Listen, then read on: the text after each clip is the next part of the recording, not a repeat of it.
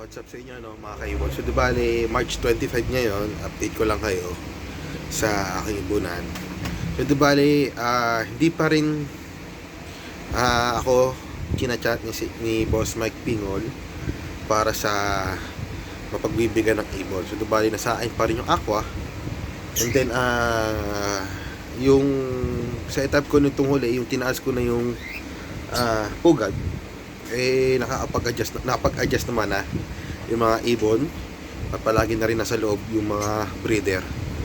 So ngayon, papakita ko sila sa inyo ngayon at kung ano yung ibinigay ko sa mga ibon ko ngayon. Balaga ko kayo guys. So ayun guys, so bali, inangat ko na nga. Tapos ito ay eggshell para sa calcium nila. Eggshell. So bali wala pang itlog to eh. Ito yung bagong back to back dilute o pa-dilute. Tingnan natin. May itlog na nga talaga. O wala pa. Okay. Mukhang negative pa to. Tingnan natin. Okay. Mukhang wala pa. Tapos tignan dito sa taas. Yung sa may albino opa. Muna natin.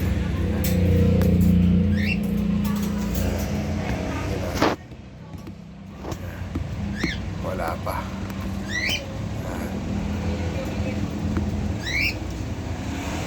Wala pa din.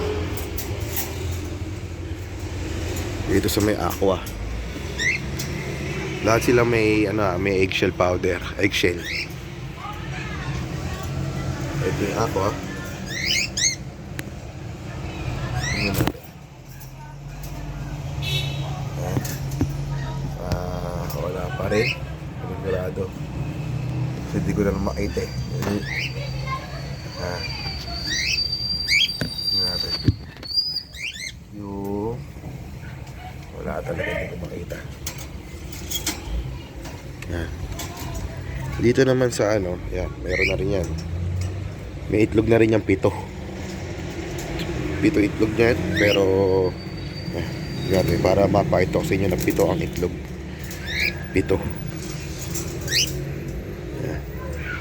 Natin. Dito labas natin. Yan. Yan. Ganyan. Kita nyo ba? Dito. Dito yan. Nalabas ko lang kasi napailalim. Pero panigurado lang naman to eh. Hindi naman magfe-fertile to eh. Pero sana maasa pa rin na magfe-fertile yan. Yung itlog ng kakatail. Sabi mo ng itlog ng ganyan ito wala pa. Lock na natin. Dito sa yung isa na lang titignan natin eh. Sa green series ko na opa na RF line.